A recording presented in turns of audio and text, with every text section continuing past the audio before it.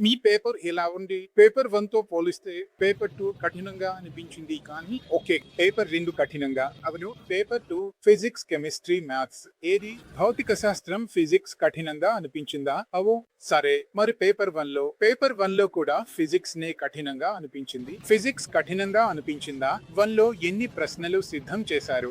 దాదాపు 10. అంటే 15 దాదాపు చేశాను. 15 ప్రశ్నలకు సమాధానం చెప్పాను. నీ మెన్స్ లో ఎంత మార్కులు వచ్చాయి? 83 వచ్చాయి.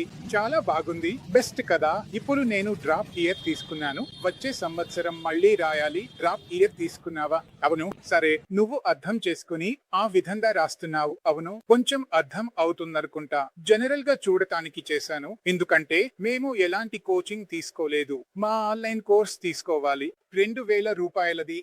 సరే కదా. అందులో నీకు ఏదైనా టాపిక్ అనిపిస్తే ఈ టాపిక్ ఎక్కడైనా చదవచ్చు. ఎక్కడైనా చదవు, మళ్ళీ చదవు. ఈ టాపిక్ కొంచెం నాకు కష్టం అనిపిస్తే అది మా కోర్సులో చూడొచ్చు.